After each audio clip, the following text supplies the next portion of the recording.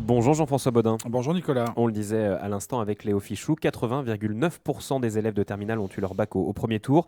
Un examen basé sur le contrôle continu. Et pour commenter ces résultats, vous recevez le vice-recteur Didier Vindatich. Oui, monsieur le vice-recteur, bonjour. Bonjour. Merci d'avoir accepté notre invitation pour commenter ces résultats du bac 2024.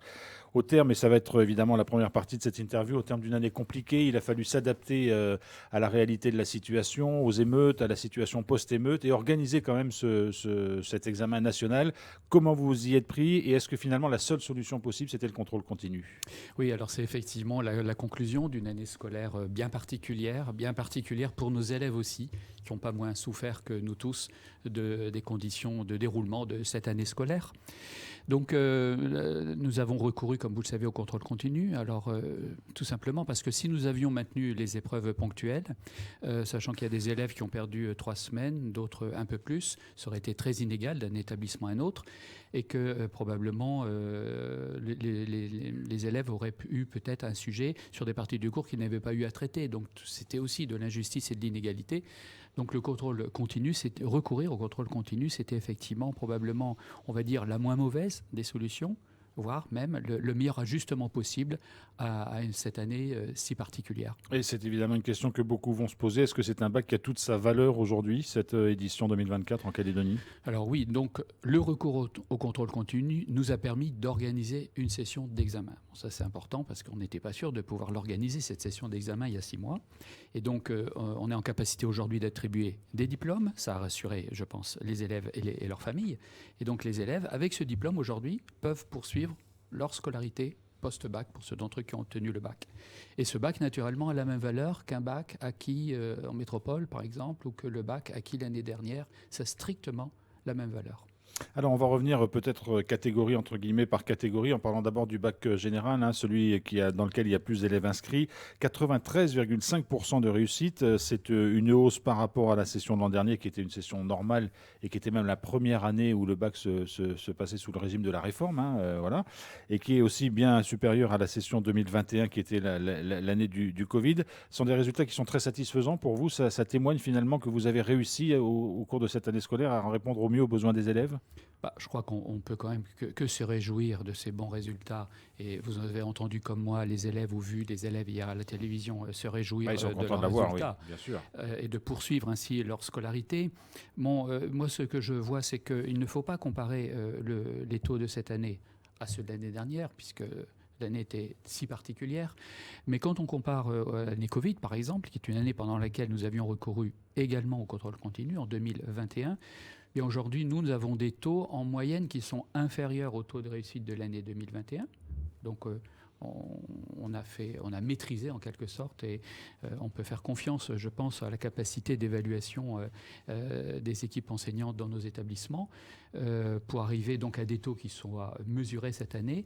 Et on a aussi des taux qui sont, je dirais, parfois inférieurs, mais sinon voisins de ceux de la session 2024 en métropole. Donc les taux auxquels nous parvenons aujourd'hui sont des taux effectivement satisfaisants, mais en même temps qui ne sont pas tout à fait anormaux. Ce qui est à noter, c'est qu'il y a très peu d'élèves qui vont avoir besoin des épreuves du second groupe, qu'on appelle les épreuves de rattrapage. Beaucoup l'ont du premier coup. Est-ce que là, c'est lié aussi à l'effet contrôle continu? Oui, complètement. Donc cette année, on peut considérer que le taux enregistré à l'issue des épreuves du premier groupe, c'est quasiment le taux définitif, parce que nous envoyons très peu d'élèves à l'oral de rattrapage. Et ça, c'est un résultat mécanique du contrôle continu, puisque les élèves ont prolongé leur scolarité tout au long de l'année. Ils ont forcément obtenu des notes. Bon, un élève qui a travaillé avec régularité, qui est venu dans l'établissement faire les épreuves régulièrement, bon, il a des notes et il a, au terme de cette année scolaire, un diplôme. Un mot sur les mentions. Est-ce qu'elles sont en nombre équivalent aux années précédentes? Les mentions très bien, bien ou assez bien? Alors, on voit sur les premières données globales dont on dispose que la proportion de mentions bien et très bien cette année est comparable à celle des années antérieures.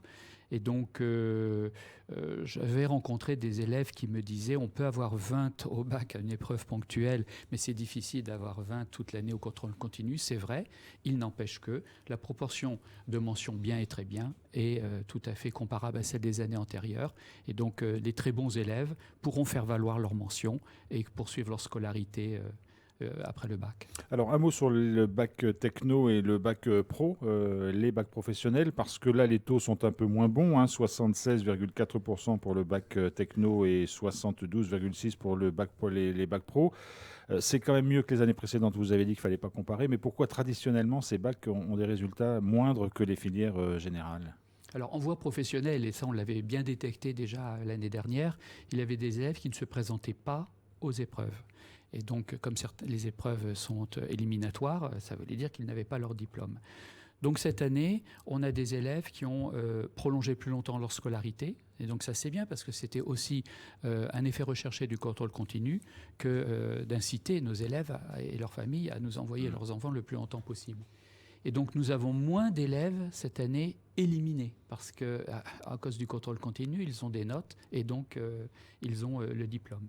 Alors, aussi, il faut bien dire qu'en voie professionnelle cette année, les périodes de formation en milieu professionnel ont été réduites. Donc on a aussi moins d'abandon pour cause d'absence de stage. Qu'on comprenne bien les choses sur ce contrôle continu, est-ce qu'il faut valider un certain nombre de notes pour valider son bac, ou est-ce que 2 ou 3 notes en contrôle continu sur une année peuvent suffire ? En gros, est-ce qu'il y a besoin que l'élève soit présent le plus longtemps possible, ou est-ce que même s'il vient 3-4 mois et qu'il a des notes, elles seront prises en compte pour le résultat du bac ? Non, effectivement, tout a été mis en œuvre. D'abord, il y a un cadrage national. Dès que la décision avait été prise en juin et les textes sont parus, les textes réglementaires sont parus il n'y a pas très longtemps, il y a donc un cadrage national pour que les conditions de passation de ces diplômes en mode contrôle continu soient satisfaisantes. D'une part, il y a aussi un cadrage académique, puisqu'on a les équipes d'inspecteurs qui ont réfléchi discipline par discipline et établissement par établissement pour offrir un cadre à l'intérieur duquel il fallait attribuer des notes. Donc des consignes ont été passées et je dois dire que dans l'ensemble, la régulation, puisque le contrôle continu, ça revient un peu à décentraliser les notes au niveau des établissements. Et donc, il faut s'assurer que d'un établissement à un autre, on partage, je dirais, la même philosophie de correction. Donc, grâce à ce cadrage, je pense qu'on y est parvenu. Autre question, monsieur le vice-recteur, est-ce que le nombre de bacheliers, le nombre de candidats bacheliers est celui que vous espériez en début d'année ? Ma question est simple. Est-ce qu'entre le début de l'année et la fin de l'année, avec les événements, il y a des élèves qui, par exemple, auraient disparu ou n'auraient pas été jusqu'au bout de leur cursus ? Alors, il y a sûrement, puisqu'on a les données désormais, quand on fait la photographie de notre population scolaire au début et à la fin de l'année, on voit qu'on a perdu des élèves. Donc, il n'est pas douteux qu'il y avait des élèves qui étaient inscrits en début d'année, inscrits aux examens, et qui ont peut-être quitté le territoire pour poursuivre leur scolarité ailleurs. Donc, c'est vrai qu'on a un peu perdu d'élèves pour cette raison. Et que donc, comme on calcule les taux d'ailleurs sur le nombre d'inscrits, ça a pu tirer vers le bas notre taux, mais dans l'ensemble, très peu d'élèves, on a perdu très peu d'élèves en cours de route cette année. Alors là, c'est les résultats de la première session qu'on vient de commenter. Il y a le rattrapage, on l'a dit, ou la deuxième session. Ça ne va pas changer fondamentalement les équilibres parce que les élèves sont peu nombreux finalement à avoir besoin de plancher une semaine supplémentaire. Exactement. La plupart des élèves qui ont travaillé ont tenu le diplôme et par conséquent, on envoie très peu d'élèves à l'oral de rattrapage donc lundi prochain. Donc les taux vont encore bouger, mais très à la marge, quasiment. Les taux à l'issue du premier groupe sont les taux quasi définitifs. Alors, quelques questions supplémentaires, monsieur le vice-recteur. Vous savez qu'il y a beaucoup de questions autour de la fin de l'année. Normalement, les vacances, c'est vendredi. Vendredi, on s'aperçoit qu'il y a moins de monde dans les rues, qu'il y a sans doute moins d'élèves dans les établissements scolaires. Ça reste une préoccupation, surtout à la fin d'une année comme celle-là, où finalement, les programmes ont été un peu perturbés. C'est une préoccupation récurrente. Toutes les fins d'année sont parfois difficiles. Donc cette année, nous avions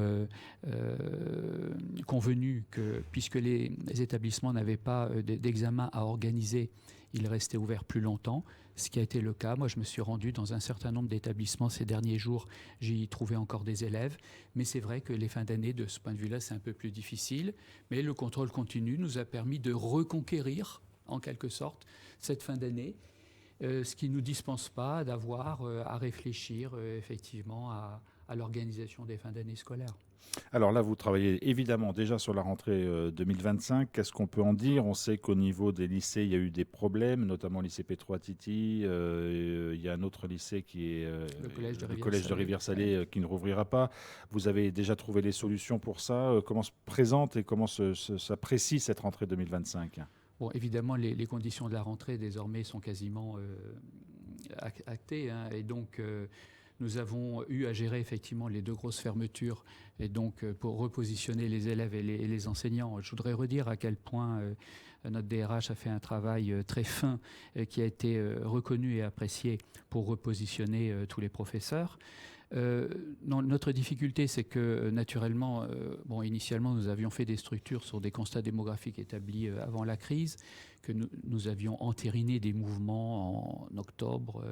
Mais ce que nous constatons, c'est qu'à cette époque-ci, à l'époque où les familles doivent se décider et inscrire leurs enfants, ça continue de bouger un peu. Et ça, c'est un peu notre difficulté à laquelle on n'est pas confronté les années antérieures, ce qui nous conduit à bouger encore un peu à la marge les structures scolaires. Par exemple, hier, nous avons reçu une délégation de Canala et nous avons rouvert une classe de 6e à Canala. Ça bouge dans quel sens ? Il y a un mouvement de population qui quitte le Nouméa, le Grand Nouméa, pour retourner vers la brousse ? Alors je crois que quand les chiffres seront stabilisés, on pourra valider cette idée en effet. Ce qui est certain, c'est qu'on a un flux de la Grande Terre vers les îles et qu'il n'y a pas eu de reflux. Ça veut donc dire que beaucoup d'élèves, et je crois que c'est vrai aussi dans le primaire, mais dans le secondaire, il y a beaucoup d'élèves qui sont repartis dans les îles et qui sont restés. La preuve, c'est que j'ai ouvert 2 classes de seconde au lycée des îles. Et possiblement, il y aurait eu un flux vers la côte Est et des familles qui ont décidé de sédentariser leurs enfants sur la côte Est, la preuve de Canala, la preuve de Wailou, pour des raisons diverses qu'on pourra élucider ces prochains jours. Oui, là, il faut attendre évidemment que les inscriptions soient tout à fait complètes. On attendra pour ça la rentrée pour évidemment. Stabiliser les effectifs. Un tout dernier mot, est-ce que les effectifs d'élèves, on a bien compris que ça bougeait encore un peu en ce qui concerne les professeurs et les directeurs d'établissement, là aussi vous avez constaté des départs cette année où finalement ça reste dans les proportions habituelles d'une année sur l'autre et un renouvellement classique ? Oui, on peut dire que c'est un renouvellement classique. Nous n'avons pas de soucis majeurs de recrutement d'aucune sorte, ni de personnel enseignant, ni de personnel d'encadrement. Et donc, de ce point de vue-là, c'est un élément effectivement de satisfaction. Et de ce point de vue-là, la rentrée se présente correctement. Monsieur le vice-recteur, vous êtes arrivé il y a un peu plus d'1 an. C'était la première année complète que vous venez d'effectuer à votre poste. Qu'est-ce qu'il faut souhaiter pour 2025 ? Une année scolaire sereine et normale ? Bien sûr, de retrouver une dynamique éducative, pédagogique, de se relancer, je dirais, sur un projet qui mobilise massivement les populations scolaires et de retrouver, je dirais, un mode normal de passation des examens l'année prochaine.